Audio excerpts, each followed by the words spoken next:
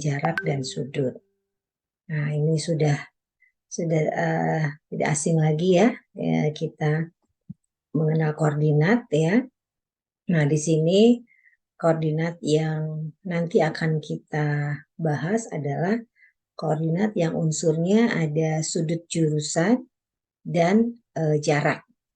Yang kita tahu adalah koordinat tegak lurus ya, kartesius. Nah, karena di ilmu ukur tanah itu atau survei itu nanti kita menggunakan alatnya tidak sederhana ya, alatnya adalah alat pengukur sudut, maka nanti yang kita dapatkan adalah unsur sudut dan jarak untuk mengetahui koordinatnya. Jadi bisa merubah dari koordinat polar namanya ya, unsurnya jarak dan sudut, dengan ke koordinat kartesius atau ke koordinat tegak lurus ya, atau kebalikannya. Nah, ini. Kemudian di sini ada arah utara ya, pengertian sudut arah utara dan azimut. Nah, ini adalah sudut jurusan atau sudut azimut atau sudut arah, di mana satu objek itu posisinya ya kita dapatkan berdasarkan sudut arah utara magnetisnya atau sejajar sumbu Y positif. Jadi kita bisa sudutnya sudut di titik kalau kita punya beberapa titik yang kita hubungkan dengan garis-garis atau jarak sehingga nanti membentuk suatu poligon ya, poligon atau traverse di situ. Nah, nanti kita akan mendapatkan sudut di setiap titik poligon. Ini pertemuan kelima ya, poligon. Jadi dasarnya adalah 4 poin ini. Koordinat, ada pengetahuan jarak dan sudut, kemudian nanti sudutnya lebih ke sudut arah utara atau azimut ya. Kemudian ada perhitungannya bagaimana menentukan sudut azimut ya. Kemudian bagaimana merubah sudut koordinat ke polar ya, unsurnya sudut dan jarak ke koordinat kartesius tegak lurus seperti itu ya. Ini dasar perhitungan koordinatnya. Kita sudah tahu ya bahwa di lapangan itu umumnya suatu titik dengan titik yang lain itu dihubungkan dengan dengan sudut dan jarak. Jadi kita ada unsur sudut dan jarak ya. Kemudian itu kita namakan adalah koordinat polar.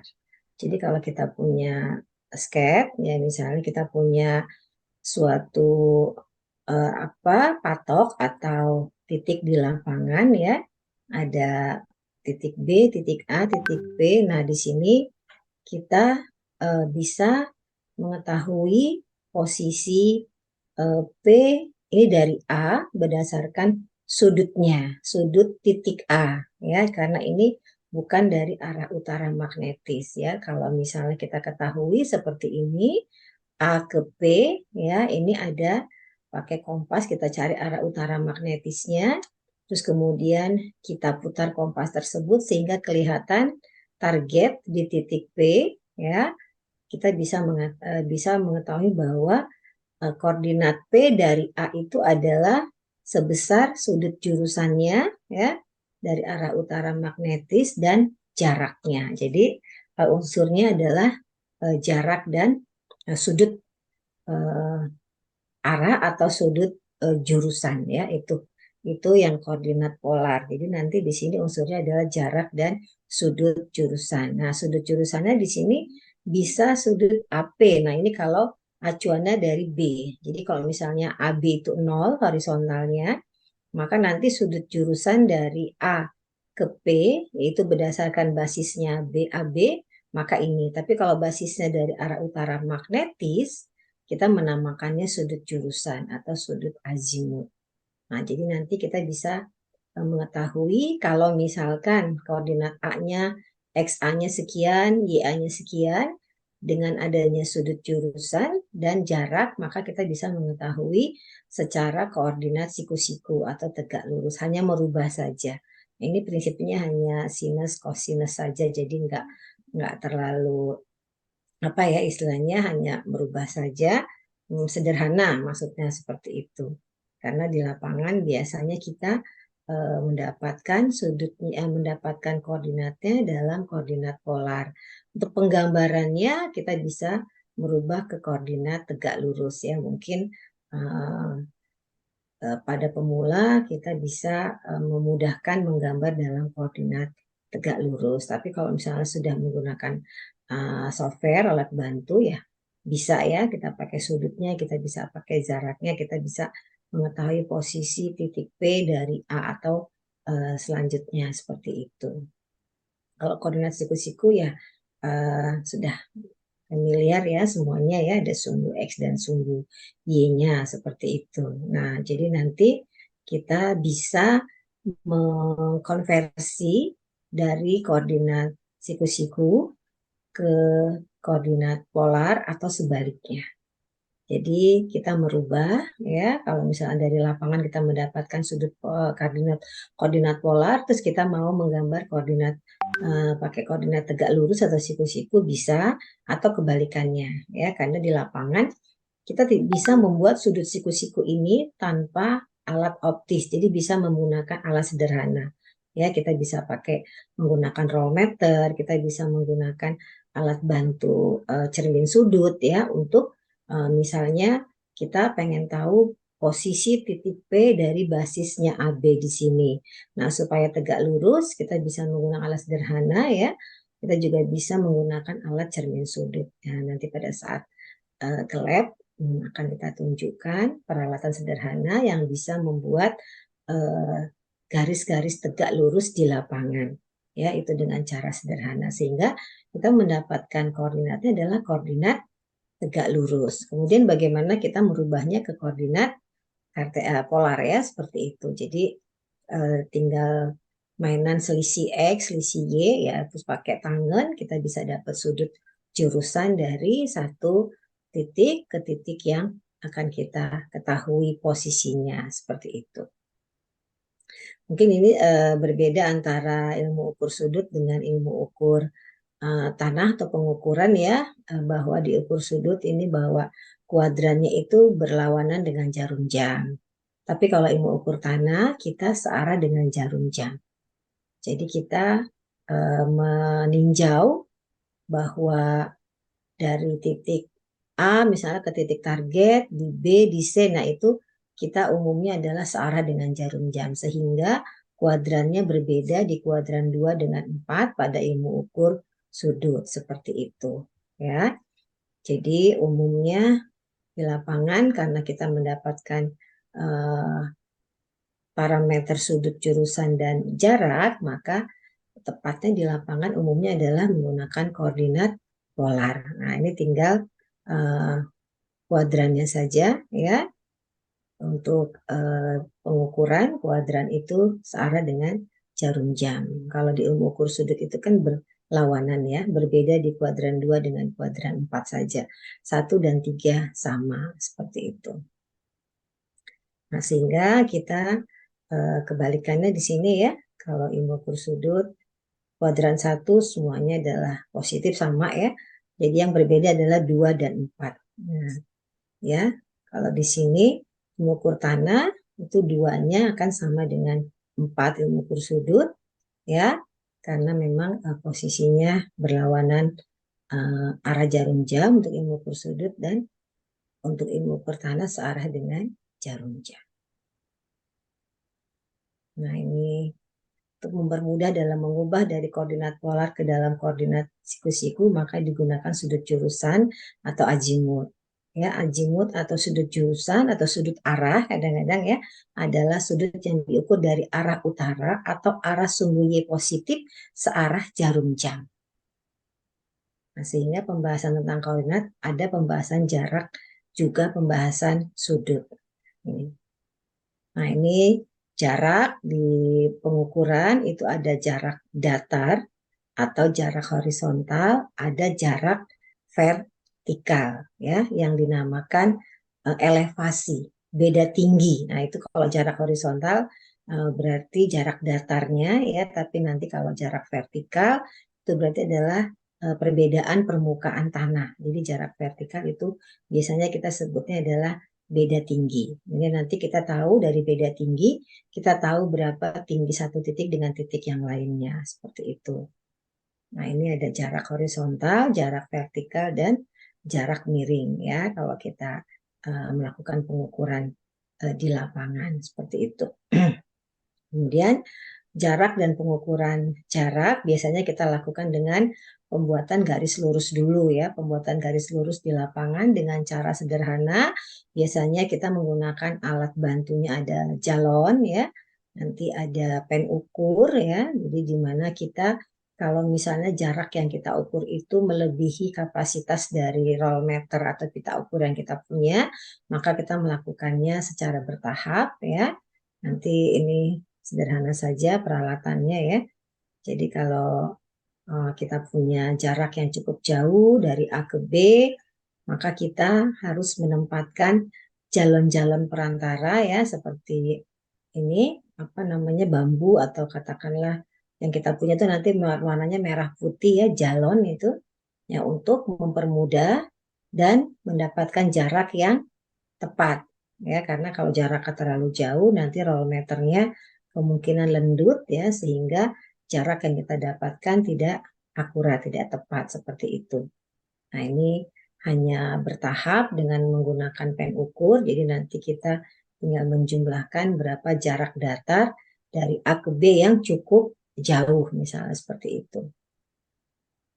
Nah, ini hanya pakai apa bidikan saja kita bidik dari belakang jalon yang di A atau di B. Nah, si follower yang membawa jalon di antaranya tinggal mengikuti instruksi dari si observer supaya jalon itu terlihat berhimpit dengan pandangan satu sisi. Nah, maka nanti ada beberapa jalon bantu sehingga kita bisa memudahkan mengukur lebih dekat ya, lebih pendek sehingga tidak terjadi kesalahan. Ini dalam pengukuran jarak secara sederhana di lapangan. Nah, kalau misalnya lokasinya cukup miring, kita bisa lakukan pengukuran jarak datar secara bertahap. Ada bantuan alat unting-unting, ya. Kemudian nanti roll meternya kita kasih water pass tukang, ya, sehingga nanti harus alat roll meternya atau pita ukurnya itu harus datar. Nah, tinggal dijumlahkan saja jarak sesi 1, sesi 2, sesi 3, dan seterusnya. Atau kita menggunakan alat sederhana yang dengan namanya acne level. Nanti kita tunjukkan di lab. Nah, ini jadi ada pengukur sudut untuk mendapatkan jarak datar dengan mengetahui sudutnya dan mengetahui jarak miringnya, maka jarak datarnya dapat diketahui. Jadi ini pengukur sudut sederhana saja ya. Cuman memang ketelitiannya tidak sampai satuan sudut yang terkecil, hanya sampai derajat saja ya. Mungkin 3,5 derajat seperti itu. Tapi kalau kita memerlukan pekerjaan yang lebih teliti ya, berarti alat pengukur sudutnya harus sampai ke detik ya. Jadi benar-benar posisinya satu lokasi dari lokasi lain itu benar-benar tepat, benar-benar tidak meleset seperti itu. Tapi ini kasar ya. Nanti kalau sudah pakai teodolit sampai satuan sudut yang terkecil seperti itu. Nah, ini cara menggunakan api levelnya ya, tinggal kita bidik saja. Kami ada jarakkan misalnya lokasinya ya atau daerahnya cukup miring ya, tinggal kita nanti kita lihat ya, nanti uh, kita berada di sini, kemudian kita baca sudutnya berapa, nanti tergantung dari di api levelnya ada nivonya supaya dia posisinya benar, nivonya harus lurus ya, kemudian kita bisa mengukur jarak miringnya, maka jarak datar atau jarak horizontal bisa kita ketahui. Sederhana saja seperti itu ya.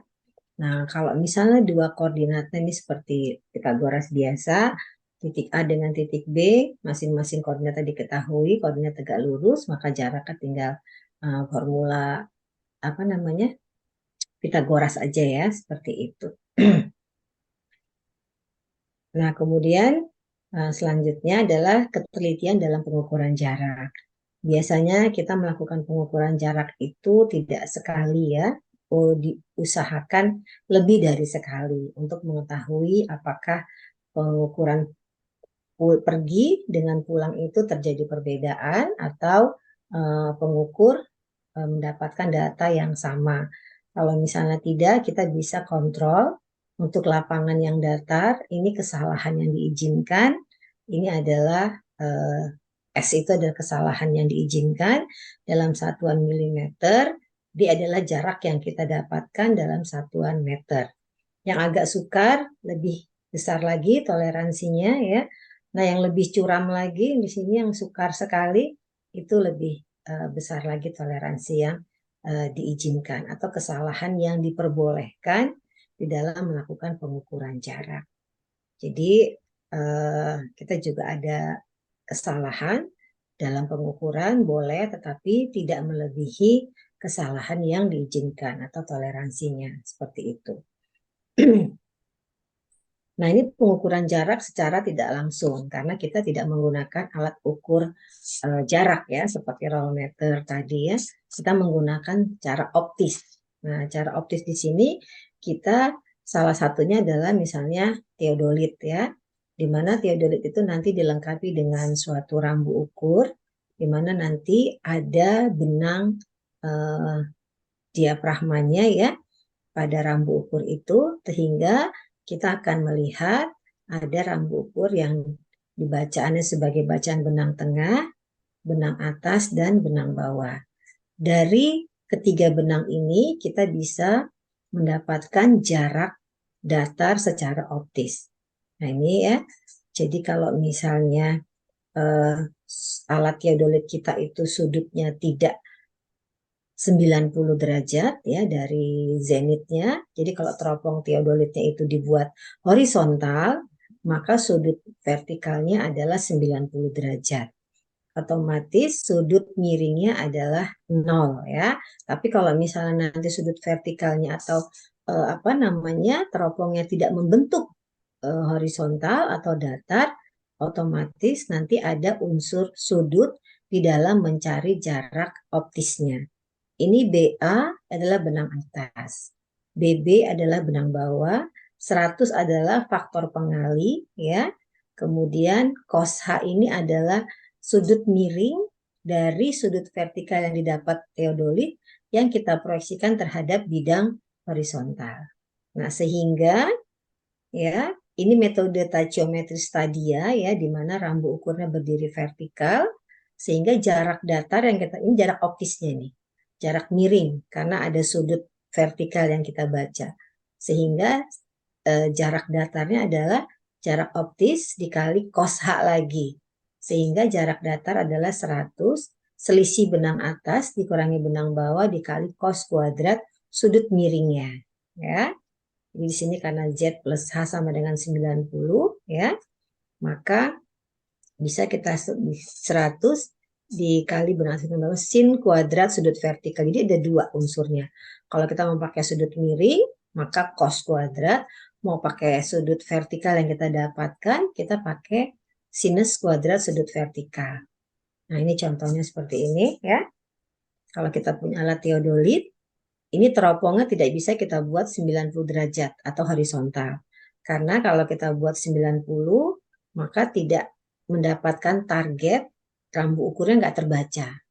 Jadi mau nggak mau, kita teropongnya kita sesuaikan, mau bentuknya, yang penting terbaca rambu ukur yang ada di target A ini. Nah ini rambunya berdiri vertikal. Nah rambunya berdiri vertikal, tetapi teodolitnya, teropongnya membentuk sudut vertikal. Ini dari sumbu 1, dari zenitnya. Jadi kalau vertikalnya ini teropongnya saya tegakkan ke atas, itu sudutnya adalah 0.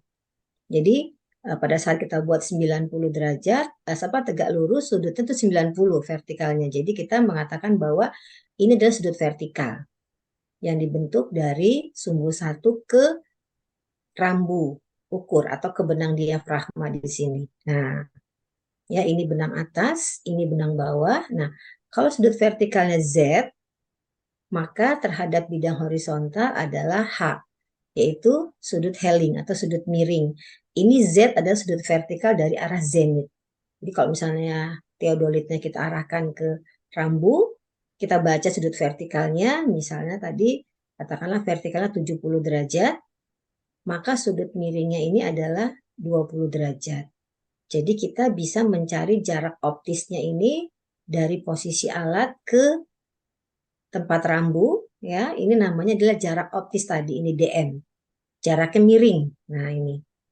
Dimana kalau kita perhatikan bacaan rambunya ini BA dengan sini BB, ya. Nah, supaya dia menggunakan rumus tadi DM sama dengan M 100 dikali selisih benangnya, maka benang bawah atas dengan bawah kita proyeksikan sehingga dia tegak lurus dengan garis bidiknya ini. Nah, jadi kita buat seperti ini sehingga nanti S-nya adalah S aksen, yaitu B aksen, BA aksen dikurangi BB aksen.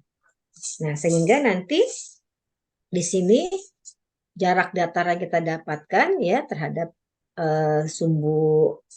terhadap bidang horizontal. Nah, ini jadi cos lagi. Tadi DM ini berarti adalah M, ya. S-nya yang kita buat tegak lurus menjadi cos H. Nah, kemudian ini adalah bidang sudut helingnya, sudut miringnya. Maka kita bisa mendapatkan jarak ini DM cos H lagi. Jadi kalau begitu jarak datarnya ada tadi ya di sini. Nah, ini. Jadi di sini 100. Ini BA min BB cos alfa ini tadi, ini adalah yang bacaan benang yang kita buat tegak lurus terhadap garis bidik. Sehingga jarak datarnya adalah ini. 100 faktor pengali selisih benang atas dengan benang bawah dikali cos kuadrat sudut miring atau helling di sini. Tapi kalau mau pakai sudut vertikal boleh. Tapi pakai sinus kuadrat sudut vertikalnya di sini. Jadi kita nggak merubah ke sudut miring atau sudut yang dibentuk terhadap bidang horizontal. Kalau ini sudut vertikal dari arah zenitnya, sumbu satunya. Silakan. Sama ya. Nah, ini pengukuran jarak dengan alat optis teodolit menggunakan prinsip tachiometri. Di mana tachiometrinya ini rambu ukurnya tegak lurus terhadap permukaan tanah atau bidang horizontal. Nah, nanti kalau misalnya kita mau menggunakan tachiometri rambu ukuran tegak lurus garis bidik, berarti nanti rambunya yang miring, mengikuti garis bidik yang dibentuk di teropong di teodolit tersebut. Nah, itu. Tapi pada umumnya di lapangan adalah stadia, tachiometri stadia di mana rambu ukurnya ini adalah tegak lurus di titik patoknya atau di targetnya. Seperti itu. Nah, pengukuran sudut, tadi di situ ada sudut azimut ya, di mana azimut adalah antara dua titik besarnya sudut biring yang dibentuk dari suatu referensi atau utara ya searah jarum jam sampai ke garis penghubung dua titik itu ya, karena berputar satu lingkaran penuh besarnya azimut pada satuan derajat mulai 0 sampai 360 derajat. Kalau grid 0 sampai 400 grid ya. Jadi seperti itu. Arah utara ditunjukkan dengan azimut 0 derajat.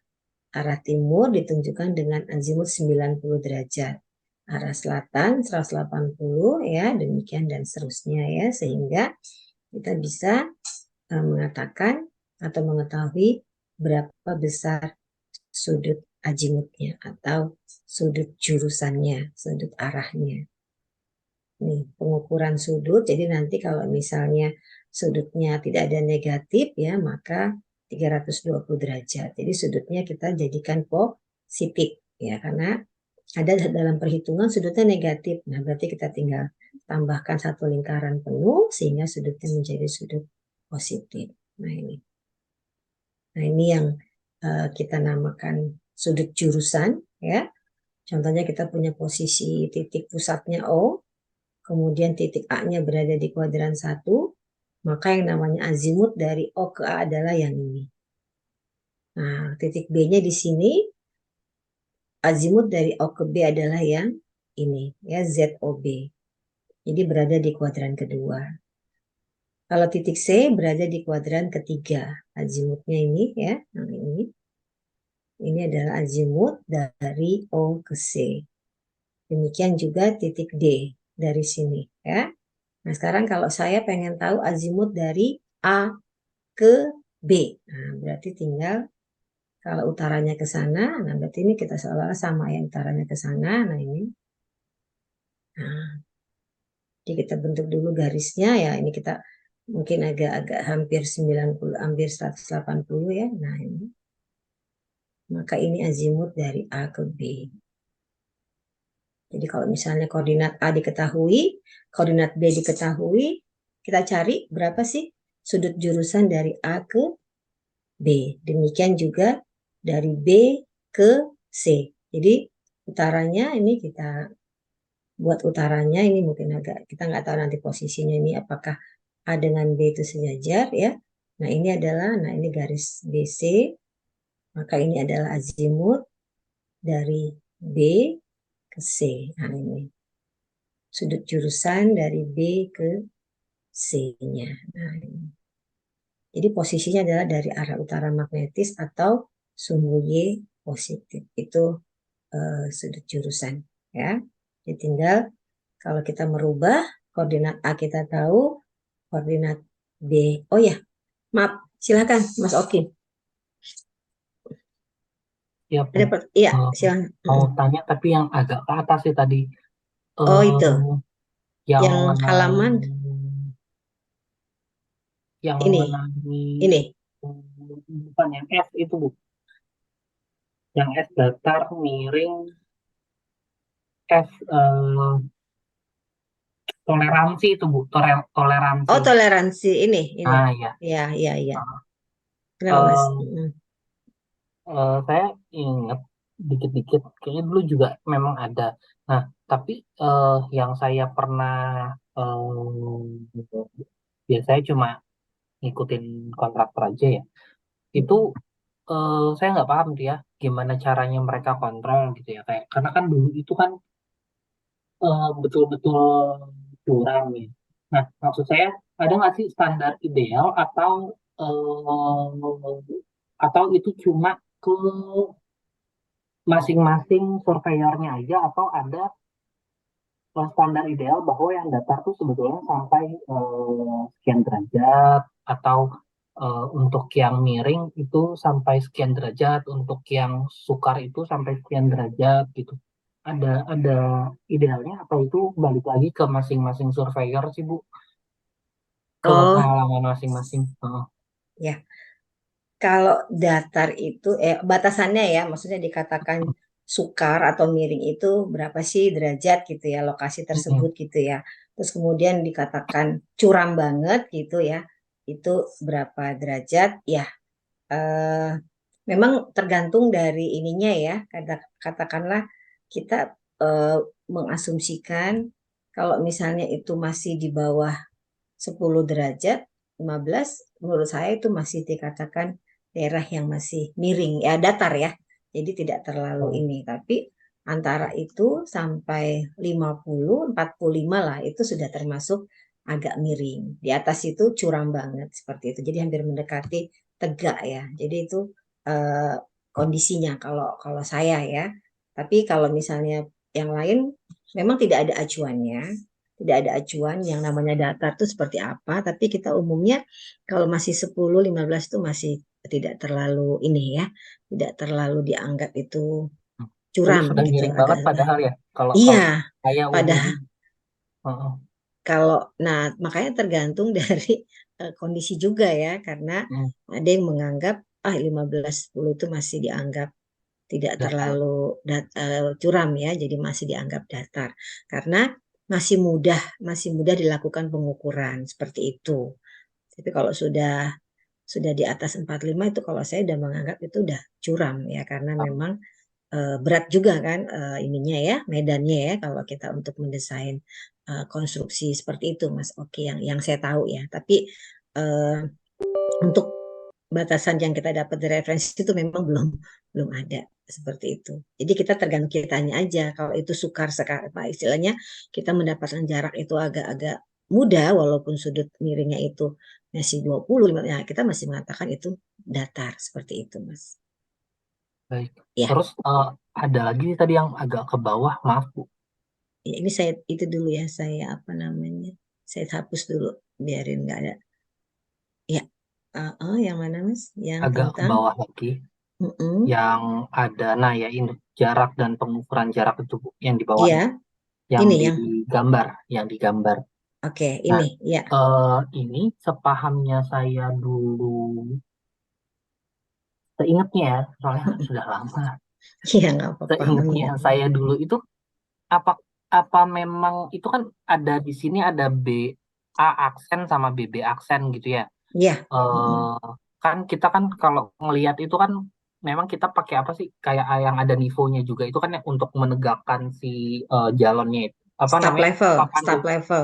staff level Stop untuk level, ya. ah, Supaya rambunya tegak ya di atas ya. titik A Nah ini ya. itu kan Oke.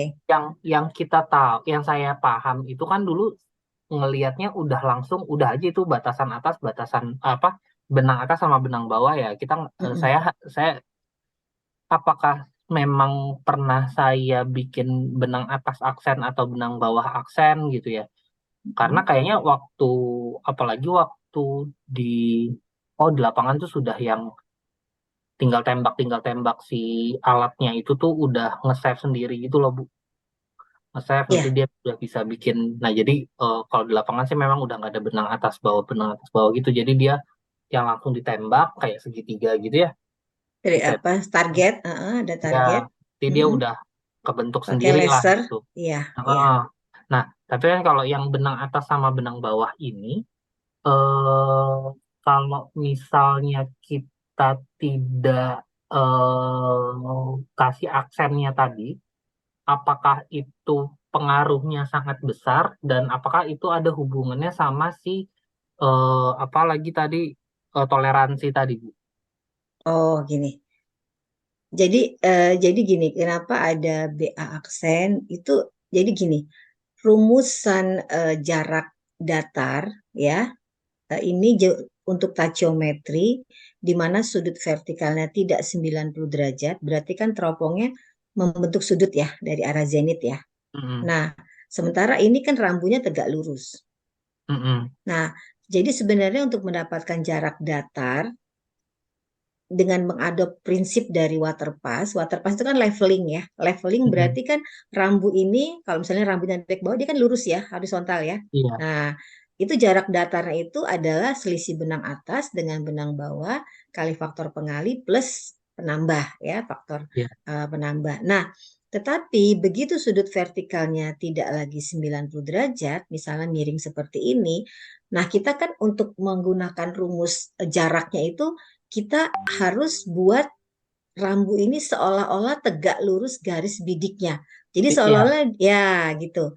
Jadi yang kita baca adalah sebenarnya BA di sini kan. BA, ini BB, ya kan? Ini yang kita iya. baca. Nah, ini kita baca. Nah, kalau ini kita baca, kita kan tidak tahu berapa sih jarak optisnya karena sudut vertikalnya sorry, karena garis apa namanya rambu ukurnya tidak tegak lurus.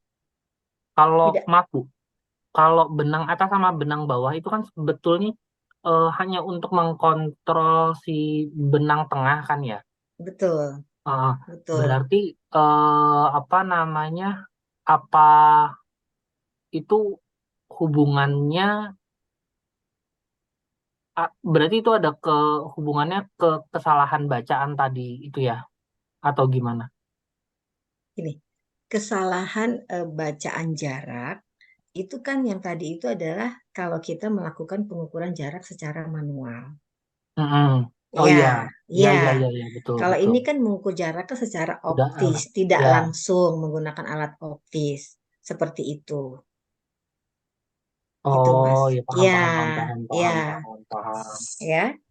Jadi kalau secara optis ini salahnya benar atau itu tergantung dari si operator kan. Dia baca rambunya benar Ya, atau salah gitu ya kan. bisa jadi Nah, salah. iya. Makanya melakukan pengukuran pakai alat itu sebaiknya jangan satu kali.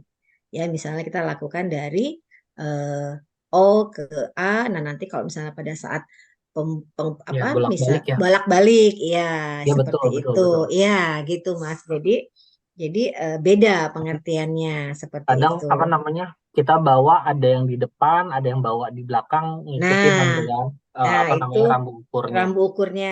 Nah, itu nanti Mm, kegunaannya juga misalnya kita punya targetnya di kontrol O, gitu ya. A, B misalnya ya. Nah, itu juga kita bisa saat pertama kita tempatkan alat di A, bidik ke belakangnya O, bidik ke mukanya B misalnya gitu kan.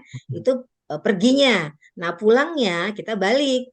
Alatnya nanti di B, belakangan nanti misalnya C, mukanya A. Nanti kan kelihatan tuh. Dari A ke B jarak perginya Sesuai apa berapa, enggak? ya pulangnya berapa. Nah, itu kalau selisihnya terlalu jauh kan berarti mungkin si operatornya itu dia salah membaca rambu ukurnya karena Hmm. rumusan jarak itu secara optis tergantung dari bacaan benang atas dengan benang bawahnya. Itu tergantung ya, makanya kita melakukan pengukuran sebaiknya juga walaupun pakai alat optis tidak sekali. Tapi kalau udah yang apa yang digital udah langsung ada layarnya, tinggal kita pencet-pencet jarak datarnya dapet, jarak horizontalnya dapet, sudut vertikal dapet ya kita udah tidak ada lagi rambu, tapi kita pakai sensor ya, laser ya Iya, seperti iya. itu. Nah, itu dia Kalau tergantung alat kita. Iya, kalau misal itu kan kontrol ketika dia poligonnya tertutup kan lebih mudah ya Bu ya. Kan iya, ketika di ujung titik kita ketemu lagi ke titik nol lagi yang O-nya betul. ini. Nah, Iya, saya kan dulu di transmisi itu kan kayak lapangan itu memanjang kayak jalan gitu lah mm-mm, gampangnya. Cuma betul. kalau dia nggak diratain dia apapun bentuk muka tanahnya ya Apa udah kita adanya. ikutin aja gitu kan. Iya, Nah, betul. apa namanya? Kalau untuk yang poligon terbuka itu berarti kontrolnya itu akan lebih sulit ya. Maksudnya eh, kontrol titik pertamanya dan titik terakhirnya itu gimana sih Bu? Ya, tergantung dari poligonnya terikat kemana. Nah, misalnya ini memanjang dari O, tapi yang diketahui hanya koordinat awal. Mm-mm. Nah, itu kan berarti terikatnya hanya ke belakang. Oh, Tapi nanti berarti ada, jadi misalnya ada trase yang koordinat awalnya diketahui, koordinat akhirnya diketahui. Nah, itu berarti mengikatnya harus ke sana sehingga ketahuan apakah poligon terbuka itu terjadi kesalahan atau tidak. Jadi ada rumusannya. Nanti kita masuk ke poligon yang terbuka, tertutup, kontrolnya nanti ada, Mas. Jadi materi ke berapa itu nanti kalau di saya lupa itu kalau dulu. ya nanti ada ya kalau poligon Ya. tertutup memang kontrolnya dia jumlah sudut dalam itu harus sama dengan mungkin masih ingat 2 min 2 dikali 180 derajat. Jadi kalau misalnya poligonnya ada N-nya ada 5 gitu ya. Satu, dua, nah ini ada 5 ya. Nah ini kan poligon tertutup ya. Ini kan masing-masing poligon punya sudut ya. Nah ini kontrolnya mudah supaya dia tidak terjadi kesalahan. Dia harus menutup kembali ke titik awal. Nah ini jumlah sudut-sudutnya ini harus Hmm. N min 2 dikali 180 derajat. Nah, itu. Tapi nanti kalau poligon terbuka, nanti ada terbukanya terbuka bebas terikat hanya ke belakang atau ke muka. Kadang-kadang kita punya suatu ruas ya, jadi misalnya ruasnya terbuka begini. Nah, ini di akhir ada koordinat, di awal ada koordinat. Nah, ini yang harus kita kontrol jangan sampai eh, terjadi kesalahan. Nanti ada kontrolnya, baik poligon terbuka maupun poligon tertutup. Mengingatkan kembali ya Mas Oki ya, seperti Iya. itu. Oke, ya. Nanti kita masuk ke poligon ya. Ini masih masih dasarnya dulu. Jadi jangan, oke nggak apa-apa. Tapi biar teman-teman yang lain mungkin bertahap karena RPS-nya juga dibuat supaya memahami seperti itu ya Mas Oki ya. Oke ya. Oke. Makasih Ya, Bu. iya sama-sama. Oke. Saya clear lagi gambarnya. Nah ini ya. Jadi ini memang di teori itu ada suatu metode atau teori yang menggunakan rumus bahwa suatu saat ada rambu ukur ini mengikuti garis bidiknya. Nah, jadi dibuat tegak lurus. Jadi dia nanti rambunya miring pada di titik ini karena mengikuti tegak lurusnya dari teropong teodolit tersebut. Seperti itu. Tetapi ini memerlukan alat khusus ya untuk mengetahui apakah rambu ini benar-benar tegak lurus. Nah, yang mudah adalah rambunya tegak aja di lapangan. Berapapun sudut vertikalnya atau sudut zenitnya ini, kita nggak masalah. Karena kita punya rumusan bagaimana mencari jarak datar jika rambunya tegak lurus ya terhadap bidang horizontal ini, dan garis bidiknya ini sembarang. Jadi garis bidik apa rambu ukur ini tidak tegak lurus garis bidik seperti itu. Ya, oke. Ada lagi mungkin yang lain? Kita bisa pengalamannya udah banyak ini di lapangan mungkin ya silakan. Ini sih Mudah-mudahan Bu, saya bisa. mau izin bertanya. Iya, monggo, monggo, Mas Jadi kan Faiz. berarti sepemahaman saya itu ada dua metode ya, secara langsung dan secara optis. Iya, Nah, i- kita menentukan mau pakai optis atau mau pakai secara langsung tuh melihat medannya atau atau keefisien dalam mencari datanya ya Bu. ya, pasti. Kalau manual itu kan, apalagi kalau tadi daerahnya agak curam ya, tidak datar, terus jarak yang kita ukur itu cukup besar, melebihi kapasitas roll meter kita, pasti kan itu lebih lama, seperti itu. Nah, kalau optis kan kita hanya lamanya nanti mengolah data saja, seperti itu, mempercepat cara optis ini. Cuma memang tidak langsung karena kita perlu hitungan atau perlu analisis seperti itu, Mas. Jadi tergantung waktu yang diberikan. Tapi kalau kita punya alat optis ya, kenapa mesti pakai manual? Cukup lama ya manual itu, apalagi dia jaraknya dibuat garis lurus dulu, terus bertahap lebih lama. Tapi kalau optis bisa lebih cepat. Tapi memang tidak langsung kita dapatkan jarak di lapangan. Jadi harus kita hitung dulu atau analisa dulu. Seperti itu, Mas Faiz. Terima kasih Bu. Iya, sama-sama. Oke. Kita sampai di mana tadi? Sudut ya. Nah, ini tadi sudut jurusan. Ya, ini. Jadi, dalam koordinat, kita memang untuk koordinat polar nanti akan mendapatkan sudut. Ini horizontal ya. Jadi posisi. Nanti di tedulit ada sudut vertikal. Sudut vertikal tadi itu tadi yang teropongnya bisa kita atur eh, ke atas, ke bawah, tegak horizontal. Nah, ini adalah sudut vertikal. Jadi nanti untuk mendapatkan jarak optis dengan alat teodolit atau pengukur sudut, itu yang kita gunakan adalah sudut vertikalnya. Tapi untuk posisi ya secara bidang horizontal itu sudut horizontalnya seperti itu. Jadi ada dua kegunaannya, makanya di alat tedul itu ada sudut vertikal dan ada sudut horizontal. Sudut vertikal digunakan untuk mencari perbedaan muka tinggi ini ya, atau perbedaan elevasi dari satu target, satu tempat ke tempat yang akan kita ketahui berapa beda tingginya. Ini sudut vertikal. Tapi kalau posisinya tadi misalnya saya punya acuan titik BM-nya di sini, benchmark-nya ya. Nah, terus kemudian kita pengen tahu, nah ini posisinya tanpa atasnya ya. Nah, ini berapa sih eh, posisi A itu dari B? Nah, ya baik koordinat polar maupun koordinat kartesius itu adalah arah horizontalnya. Seperti itu Mas Faiz ya, atau yang lainnya. Jadi di dulu ada dua. Jadi untuk Izin mendapat, bertanya Bu. iya monggo silakan. Ya, Bu, kalau ini kan mungkin pengukuran pakai teledoid ya Bu ya, Iya, pencarian apa sudut atau jarak. Kalau pakai yang 3D scan itu kita udah nggak perlu lagi ngitung-ngitung kayak gini Bu ya. iya udah langsung langsung dia udah lebih Ya, canggih ya. Jadi ini karena ilmu dasar ya, jadi kita tidak menggunakan alat yang sudah teknologi tinggi, ya udah itu tinggal ini lebih mudah, lebih cepat lagi Mas Mas ini ya Faiz ya. Kalau sudah kita mau buat peta situasi atau master plan dari suatu lokasi ya udah itu bisa lebih cepat lagi. Iya, itu Mas. Ya. Sekarang cepat sekali ya perkembangan alat-alat ukur ya. Jadi lebih ini lagi. Cuman sayang Politeknik belum bisa memiliki yang ini ya. Jadi masih yang sederhana dan menengah saja ya. Karena memang harus ada apa namanya rencana ya, perencanaan atau juga kalau dapat hibah seperti itu ya. Jadi mungkin di lapangan lebih lebih lebih cepat ya teknologinya dibanding di perguruan atau kampus seperti itu. Oke,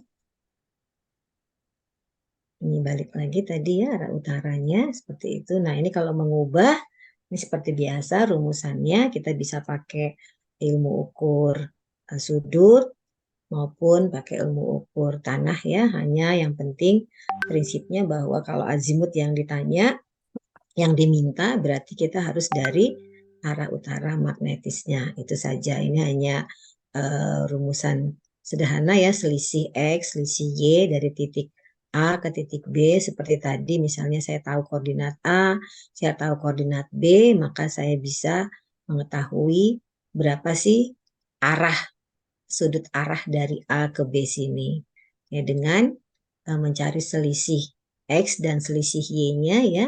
Kemudian kita menggunakan tangens. Nah, nanti kita akan mendapatkan dia di kuadran berapa. Nah, kalau kita perhatikan untuk kuadran 1 selisih X Y-nya positif, tapi untuk kuadran 2 selisih Y-nya adalah negatif. Kuadran 3 selisih X selisih Y-nya negatif, kuadran 4 selisih Y-nya positif, selisih X-nya adalah negatif untuk menunjukkan bahwa posisi satu dengan yang lainnya itu dia sudutnya berapa dan berada di kuadran keberapa seperti itu.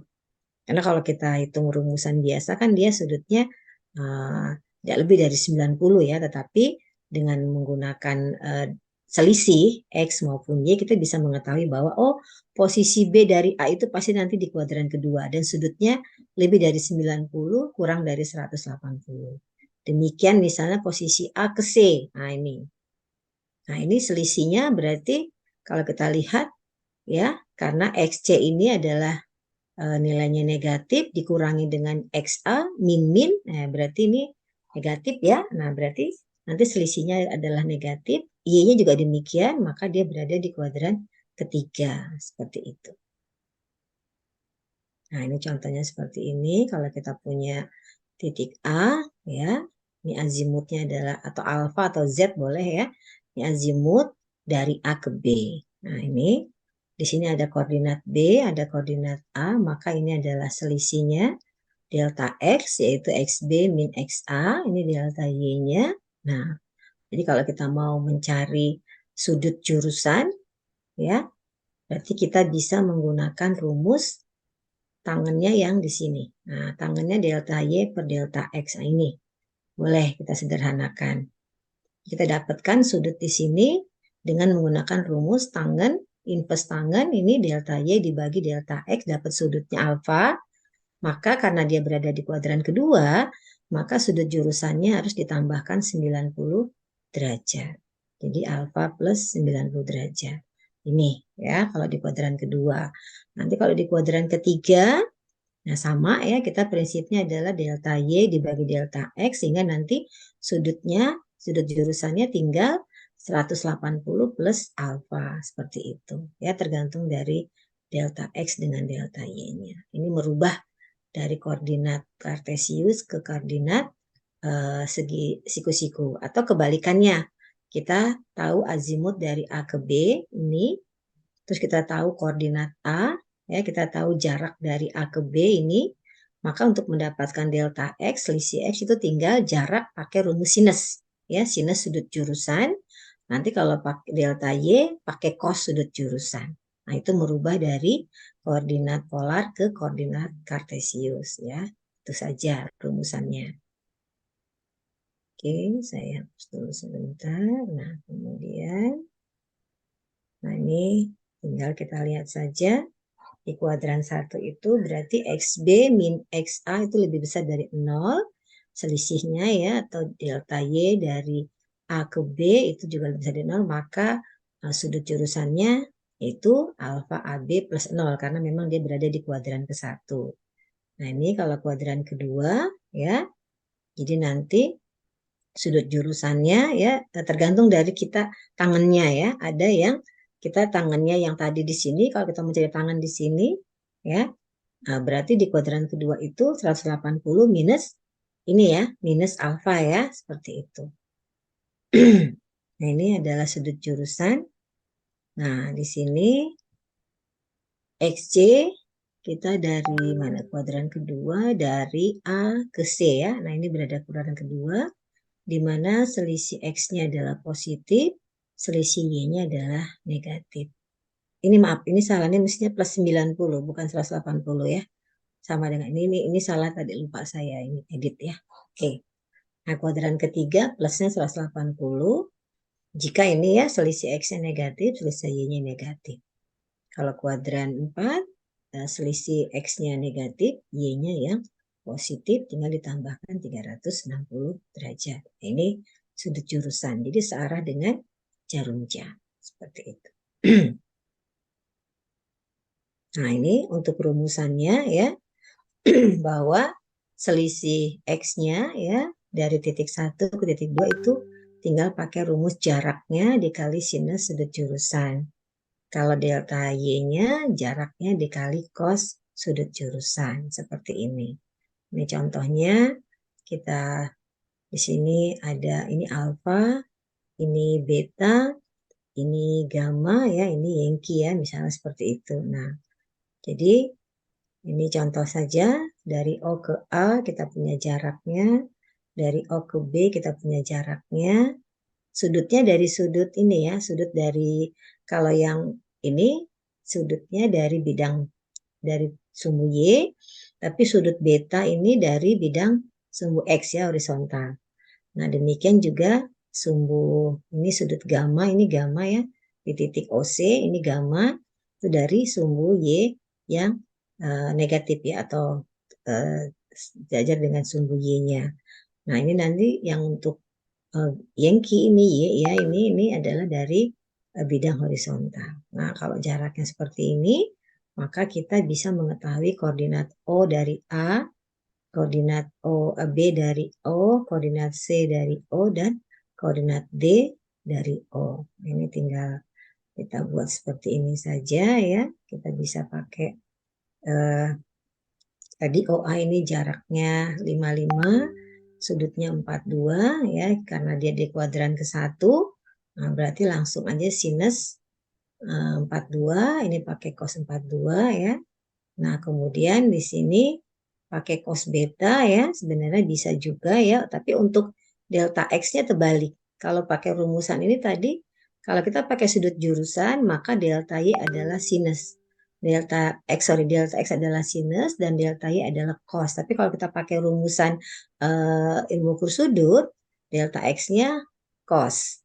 Cosnya cos sudut beta yang dibentuk dari bidang horizontal ini. Ya, demikian. Kalau pakai azimut ya berarti kita harus tahu berapa azimut dari O ke B. Berarti tinggal di sini tadi 26 ditambah 90 itu sudut jurusannya. Ya, dari O ke B. Nah, kalau dari O ke C berarti ini sudut jurusannya adalah tadi gamma ini 51 berarti 180 plus 51 ya. Jadi untuk penyelesaiannya boleh pakai ilmu ukur sudut ya. Ini ilmu ukur sudut, maaf. Nah, pakai ilmu ukur tanah kita pakai azimut di sini. Hasilnya enggak beda. Cuman nanti kendalanya kalau pakai ilmu ukur sudut kita enggak tahu posisi C, D itu apakah di kuadran 1 atau kuadran 2 karena semua deltanya positif ya. Nah, ini. Jadi dari O ke A deltanya positif. Dari O ke B positif semua. Nah, padahal kalau kita lihat dari datanya, sketnya bahwa ini delta X yang dari O ke C itu karena berada di kuadran ketiga itu negatif. Delta ini juga negatif. Sehingga kalau kita menggunakan ilmu ukur sudut, kelemahannya di situ. Ya, jadi kita hanya tahu deltanya positif semua. Begitu kita tambahkan dengan titik O, berarti dia positif. Jadi seolah-olah posisi B, A, B, C, D itu berada di kuadran 1 semua. Tapi kalau kita menggunakan pakai ilmu ukur tanah atau pakai prinsip azimut, kelihatan di sini ya bahwa delta X itu bisa positif, bisa negatif. Tergantung dari sudut azimutnya dia berada di kuadran keberapa. Seperti itu. Nah, ini ada contoh soalnya ya, misalnya sederhana saja. Kalau kita punya titik 1, X-nya sekian, Y-nya sekian, titik 2 kita punya X-nya sekian, Y-nya sekian. Nah, kita diminta menghitung sudut jurusan dari titik 1 ke titik 2. Dan sudut jurusan dari titik 2 ke titik 1. Nah, ini kita mudah dengan pakai sketch ya. Nah, ini misalnya adalah titik satunya di sini, sorry, 1 Y-nya lebih besar daripada Y2 ya. Ini jadi titik 1, X-nya 99, Y-nya juga 99, tapi titik 2 itu X-nya lebih besar, Y-nya lebih kecil. Jadi kalau kita lihat sketnya seperti ini ya. Nah, dari posisi titik tersebut terlihat bahwa sudut jurusan dari 1 ke 2 itu akan berada di kuadran kedua, dan dari 2 ke 1 akan berada di kuadran keempat. Kalau kita gambarkan ini misalnya utaranya ya. Nah, ini garis 1, 2-nya. Nah, ini kelihatan bahwa azimut dari 1 ke 2 itu berada di kuadran 2. Tapi kalau kita meninjau dari 2 ke 1, nah ini berarti azimutnya akan berada di kuadran keempat. Ini azimut dari 2 ke 1, seperti itu. Jadi kita tergantung meninjaunya apakah dari 1 ke 2 atau dari 2 ke 1, seperti itu. Sorry. Ya, nah kemudian kita bisa selesaikan. Di sini kita dapatkan jarak ya, karena memang untuk mengetahui delta, bukan jarak, ini delta, harusnya delta ya. Nah, delta dari titik 1 ke titik 2 adalah X2 min X1 positif, kemudian delta Y-nya Y2 min 1 adalah negatif. Berarti benar bahwa delta X-nya positif, delta Y-nya negatif, dia berarti berada di kuadran kedua. Nah, kalau dari 2 ke 1, kebalikannya. X-nya negatif, Y-nya positif, maka dia berada di kuadran keempat. Nah, kemudian untuk mempermudah, kita bisa mencari tangannya. Di sini adalah selisih Y, ya, selisih Y dibagi dengan selisih X. Nah, tangannya sekian, invers tangan, sudutnya adalah 30 derajat, 7 menit, 50,37 detik. Karena berada di kuadran kedua, kita tambahkan 90. Nah, demikian untuk yang dah, ya. Halo, ada bocor. Dari 2 ke 1, nah ini juga sama ya, bahwa tangannya kita menggunakan selisih delta Y dengan dibagi delta X. Nah, karena dia berada di kuadran keempat, maka hasil sudut invers tangan dari delta Y dibagi delta X, karena kuadran keempat kita tambahkan 270 derajat. Sehingga sudut jurusan dari 2 ke 1 adalah 300 derajat, 7 menit, 50,37 detik. Nah, ini seperti ini. Jadi merubah dari koordinat kartesius ke koordinat polar untuk mengetahui sudut jurusannya ya. Seperti itu. Kalau jaraknya tinggal pakai rumus Pythagoras tadi. Ya, bisa didapatkan jarak dari 1 ke 2 seperti itu. Nah, ini kebalikannya. Kalau misalnya titik 2 ya, koordinatnya itu lebih besar semua daripada titik 1. Ini sama juga ya, langkahnya seperti tadi. Tinggal kita cari aja delta X dari 1 ke 2, itu berarti adalah X2 min X1 itu positif. Kemudian selisih Y-nya, Y2 dikurangi 1 juga positif. Berarti 1 ke 2 berada di kuadran 1. Nah, kalau dari 2 ke 1, nah ini kita lihat kuadran 2 dari titik 2 ke 1 berarti X1 dikurangi X2 itu negatif. Demikian juga Y1 dikurangi Y2 negatif, maka dia akan berada di kuadran ketiga. Seperti itu. Ini contohnya ya. Nah, ini karena dia berada di kuadran ketiga, maka tangan delta X ya ini ya, dibagi dengan, harusnya dibagi kayak ini ya. Jadi berada di kuadran ketiga ditambah 180 derajat ya. Nah, seperti ini. Harusnya deltanya ini. Oke. Nanti saya cek lagi ya. Nah, ini. Jadi perhatikan rumusan penentuan sudut jurusan pada kuadran 1 dan 3 beda dengan kuadran 2 dan 4. Oke, maaf. Karena di kuadran ketiga ya, jadi terbalik di sini ya. Sehingga untuk mendapatkan invers tangannya kita balik ya. Karena di kuadran ketiga dan 1 dan 3 berbeda dengan kuadran 2 dan 4. Itu aja ya. Ini hanya matematika biasa saja, sederhana ya, seperti itu. Nah, ini secara sederhananya, kita arah tangannya, ya, delta X dibagi delta Y. Nah, ini. Jadi kita untuk mendapatkan koordinat dari A ke B, seperti itu. Ibu, maaf, Ya, monggo. boleh diulang yang soal tadi Bu, yang 1/3, Yang titik, yang C-nya. oh yang ini, ya, Gimana? ya, sebentar. Jadi kita bisa mendapatkan sudutnya itu, sudut 1, 2, itu kan kalau tadi kuadran 1 dan kuadran 3, itu kalau kita lihat rumus tangannya ya, kalau kita perhatikan di sini, ini kan tadi kuadran 1 dengan kuadran ini ya, ini kuadran Ya. kuadran 2, sorry, ini kuadran 2, terus dengan kuadran keempat. Nah, itu kalau kita gambarkan ya, kalau kita perhatikan di sini, Ini bentar. soalnya yang bawah kayaknya Bu ya, gambar. Oh, enggak, maksudnya perbedaannya nanti kelihatan.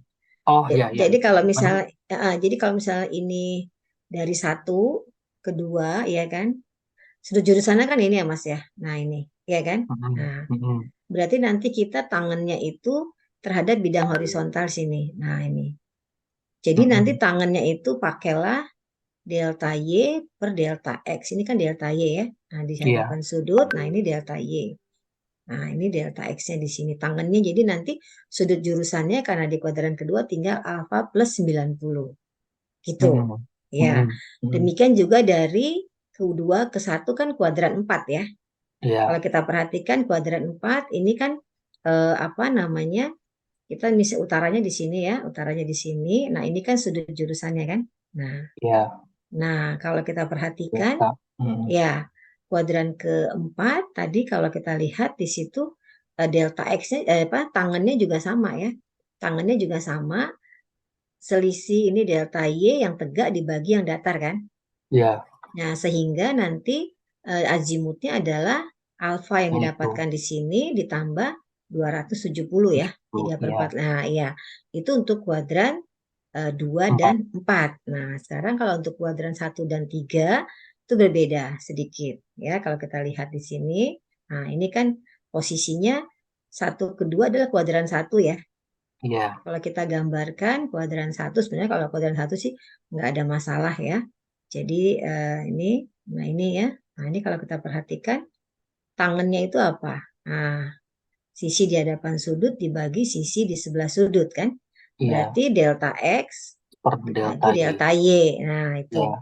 Ya, berarti sudutnya nanti tinggal alfa ya, karena alfa plus 0 ya, karena dia kuadran Iya. 1. Nah, sekarang kebalikannya kalau dia di kuadran 3. Nah, ini kan di sini berarti ya. Nah, iya kan? Iya. Nah, ini kan utaranya di kuadran 3 di sini. Nah, ini. Nah, ya. Nah, kenapa di situ pakai juga delta X? Sorry, kalau kehapus sih. Iya. Karena Nah, ya, iya bawahnya itu ya. iya, ini kan delta X juga ya. Nah, Iya. Delta jadi Y. nanti ya untuk memudahkan kalau kita pakai delta Y nanti sudutnya berarti berapa? 270 dikurangin yang didapatkan tadi. Kalau kita Iya. pakai ya jadi boleh aja tapi harus kita ingat. Jadi tangan ini kan kalau tangan alfa berarti adalah delta X dibagi delta Y ya. Iya. Sehingga sudut jurusannya adalah alfa plus 180. Tapi Mm-mm. kalau kita mau pakai tangannya delta Y per delta X berarti kan ini sudutnya ya. Ya. Sorry, Iya. ini terbalik ini. Ya, ini. Ini adalah delta Y dibagi delta X kan?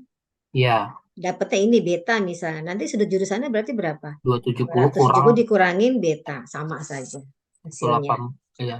Tinggal Ya. mau pakai yang 180 Nah, ditambah atau atau 270 iya, dikurang. boleh seperti itu. Yang penting kita ingat aja. Kalau kita mau tangannya tadi delta X di kuadran ketiga berarti tinggal 180 plus alfa. Tapi kalau kita tangannya itu delta Y per delta X, ya berarti 270 minus beta. Sama hasilnya seperti itu. Jadi tergantung ninjaunya gimana. Ya, gitu. Mengingatkan aja. Ini enggak terlalu ini kok Mas ya kan? Iya. Pasti. Ya, itu. Oke. Ada lagi yang ditanyakan? Nah, ini jadi hanya, makanya di situ disampaikan 1 dengan 3 tadi ya kan, beda dengan 2 dan 4 ya. Jadi harus diperhatikan. Tapi kalau sudah paham ya, yang penting kita ingat saja ini tuh kita mau delta X atau delta Y. Enggak masalah. Yang penting sudutnya tidak salah ya, seperti itu. Oke. Nah, ini seperti ini kan. Contohnya dari A ke B, ini dari B ke A. Ya, jadi misalnya XA-nya tahu, YA-nya tahu. Nah, ini ya. Karena kuadran kedua, ya, di sini kita menggunakan X kan ya. Nah, menggunakan X harusnya kan tadi kuadran kedua itu Y ya. Nah, tapi hasilnya adalah dapat sudutnya negatif plus 180 karena dia kuadran kedua. Tapi kalau misalnya kita pakai delta Y, sudutnya akan dapat positif tinggal tambah 90. Hasilnya akan sama ya. Jadi boleh seperti itu. Jadi tergantung dari kita tinjaunya kemana. Nggak masalah sebenarnya ya. Seperti itu.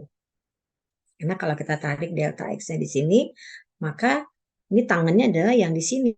Karena delta X dibagi delta Y. Tapi kalau kita pakai yang di sini, ini delta Y dibagi delta X, maka sudutnya langsung 90 derajat plus alfanya. Karena ini tangannya adalah selisih X dibagi dengan selisih Y, maka ini harus ditambahkan 180 karena berada di kuadran kedua.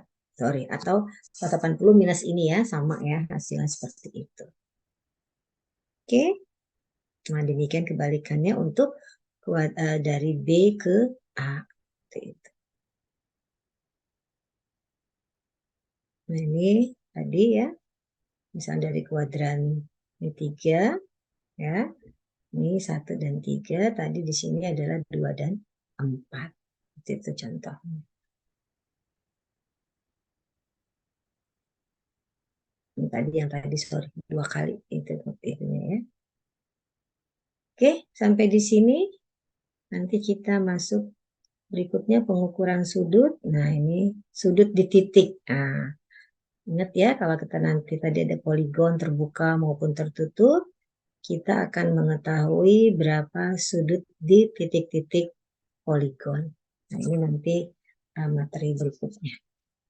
Oke?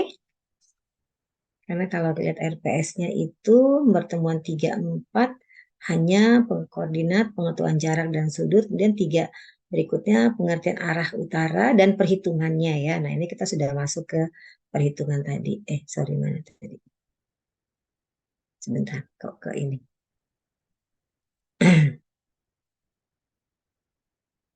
Ya, jadi nanti kalau itu kita kasih soal aja nanti di learning ya untuk lebih mengingat kembali ya.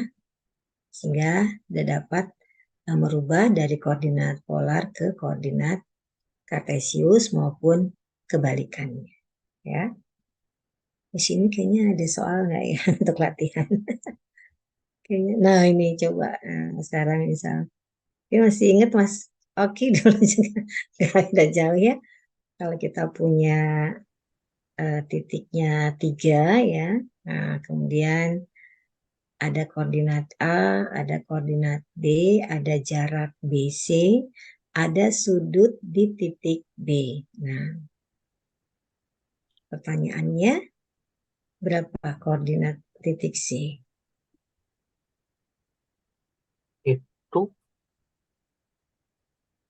Itu berarti kita nyari BC dulu ya. Kenapa Mas? Itu berarti kita nyari azimut BC dulu ya. Ya, karena kalau koordinat B udah tahu, jarak BC udah tahu, azimut dari B ke C sudah tahu, jarak dari B ke C tahu, maka kita bisa mendapatkan koordinat C dari B, seperti itu. Nah, kalau dia poligonnya tertutup, nah berapakah sudut di titik C-nya ini kalau kita anggap dia satu bidang ya, jadi misalnya ini kita tarik garis, berarti ada sudut di titik B sebesar alfa, sudut di titik C, sudut dalam ya sebesar misalnya beta, di sini misalnya sebesar theta. Nah, coba apakah hasil pengukuran ini membentuk poligon tertutup. Nah, seperti itu.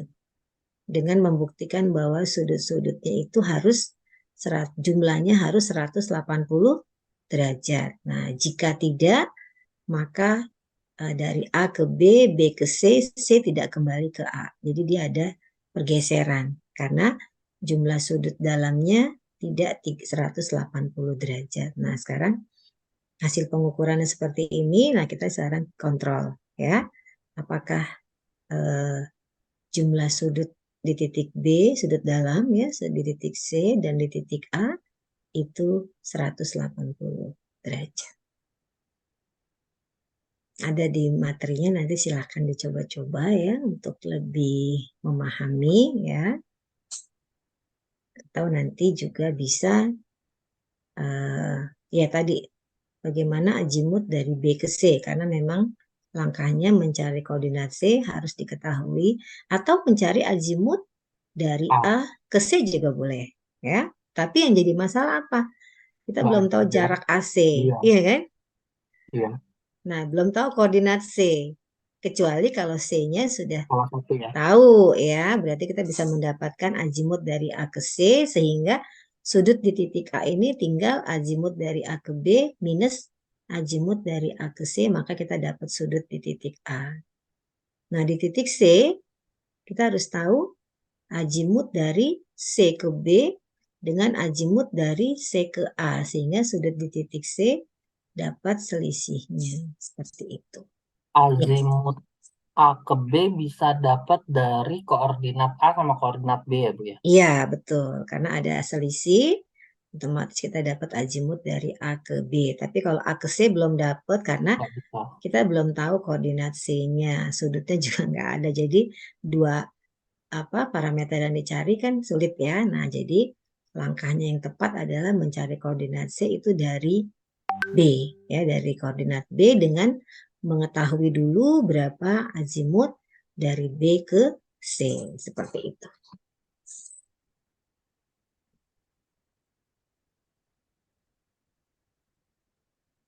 Jadi nanti pertemuan keempat bisa kita bahas ya. Mungkin ada soal lagi. Nah, ini yang seperti ini. Nah, ini ada kita punya sebenarnya terbuka ya. Nah, tapi hampir menutup. Nah, di sini hanya ada azimut dari A ke B, kemudian koordinat titik A, ada data sudut di setiap titiknya. Nah, ini. Jadi sudut di titik B sekian, ini jarak AB-nya. Ini sudut di titik C, nah ini semua ya. Nah, kemudian kita tinggal mencari koordinat B berapa, koordinat C berapa. Nah, memang lebih mudah kita menggunakan tabel ya, jadi lebih cepat daripada kita pakai hitungan ya, tulisan panjang banget ya. Nah, kita pakai tabel saja. Di sini dari A ke B diketahui azimutnya, jaraknya, sehingga kita bisa mendapatkan selisih koordinatnya, sehingga koordinat B bisa dicari. Nah, yang jadi masalah adalah berapakah azimut dari B ke C, karena belum ada. Berapakah C ke D, dan selanjutnya. Itu bisa dicoba ya. Oke, jadi pertemuan 3-4 bisa selesai materinya, tinggal besok kita bisa bahas saja, mudah-mudahan dapat dipahami dan semuanya bisa menyelesaikan persoalan ini. Gak apa-apa, pelan-pelan aja. Mungkin mengingat kembali Mas Oki ya sama Mbak Salitsa ya. Mana Mbak Salitsa? Buka lagi, baru kemarin ya. Nah, tapi pelan-pelan gak apa-apa. Oke, yang lainnya gimana? Mungkin ada yang mau ditanyakan? Pembahasan hari ini? Kalau memang masih belum, nanti kita ulangi lagi sehingga bisa menyelesaikan persoalan.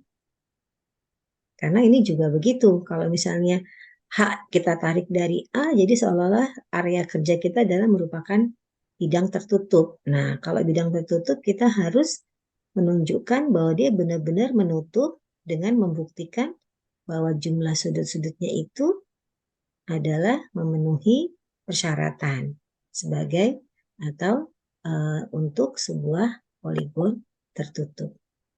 Ya, seperti itu. Oke. Kalau masih ada yang mau didiskusikan, kita bisa, masih ada waktu ya sebelum kuliah berikutnya ya. Silahkan. Ini ada di materi di e-learning, silahkan dicoba-coba. Minggu depan coba kita bahas ya, mudah-mudahan semuanya sudah bisa memahami. Kalaupun belum ya nggak apa-apa ya, nanti kita coba ulangin kembali sehingga dapat lebih memahami lagi seperti itu. Silakan kalau ada yang mau, ini ada soalnya ya di halaman terakhir ya. Nah, ini boleh pakai tabelnya, silahkan ya. Yang pakai Excel juga nggak apa-apa, tinggal di ini ya kolom-kolomnya ini sudah memudahkan kita ya memahami sehingga ringkas ya dalam bentuk tabel itu. Oh, koordinat B sekian, koordinat C sekian. Jadi tidak banyak cara tadi ya, terlalu panjang. Gitu. Oke, apakah ada yang masih mau ditanyakan? Silakan.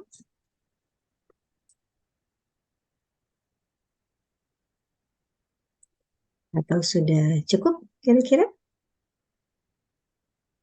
Pertemuan kali ini cukup. Yang lainnya gimana? Udah cukup hari ini? Si kecilnya ikut kuliah ya Mas ya. Ya. Apakah ada? Cukup? Kalau Dari cukup, saya gak ada, Bu. ya, terima kasih Mas Nurfauzi. Mungkin yang lainnya, Mbak Salitsa, ada yang mau ditanyakan? Belum, masih belum. Sih Bu, paling terkait praktek nanti. Kalau dulu kan kita tiap kelompok Ya. udah dapat titik-titik tuh ya Bu. Mm-mm. Kalau sekarang kan kondisi PNJ udah berubah tuh ya Bu. Nah, itu dia kesulitan kita sekarang. Benar, saya juga udah banyak perubahan lokasinya. Mau di mana ya? Kalau di luar, waktu bawa alatnya ya, mobilisasinya agak berat. Itu yang saya juga pikirkan gimana nanti prakteknya. Tapi memang kan kami masih punya titik-titik ya, ada perubahan. Tapi mungkin tidak seluas yang dulu karena bengkel itu sudah habis ya, belakangnya udah tinggal sedikit, kita nggak ini lagi ya, kecuali mungkin di depan ya, di depan apa lapangan futsal yang baru itu ya, tapi di jurusan apa di belakang situ ya, AN itu ya, tapi ya itu resikonya, apalagi sekarang alatnya di lantai 3 PUT Mbak, bukan di lab yang lama Mbak. Ya, Nah, udah pindah ya. Iya, udah pindah. Jadi eh, pakai lift, mau naik tangga, turun tangga lumayan lantai 3. Makanya kemarin dipindah-pindahin, saya juga sempat, waduh, nanti kalau bawa-bawa alat nih gimana prakteknya di bawah alat di lantai 3 liftnya. Terus kemarin sempat ternyata aturannya jam 4 tuh liftnya dimatikan. Waduh, saya naik turun tangga nggak sanggup, saya bilang gitu kan. Tapi nanti kalau ada praktek saya minta izin supaya OB-nya atau teknisinya standby ya. Jadi kita nggak tangga lantai 3 lumayan turun naik bawah. Jadi udah pindah di gedung yang PUT depan perpustakaan baru itu loh Mbak. Jadi lab IUT-nya dipindahkan ke situ Di bengkel semua. bawah ya Bu. Iya, di atas lantai 3 tempatnya. Kalau di bawah kan untuk perancang, untuk beton ya praktek itu. Kita punyanya di lantai 3. Jadi kalau nggak liftnya nggak nyala ya lumayan. Nah, nanti saya akan ini minta Pak Pendro untuk koordinasi dengan petugas PUT. Karena kan Sabtu libur ya mereka itu. Kita mesti, dia harus standby lah untuk membantu kita praktek ya seperti itu. Nah itu nanti juga akan kita pikirkan dengan Pak Pendro gimana lokasinya ya. Karena memang sudah berkurang banyak gitu seperti itu.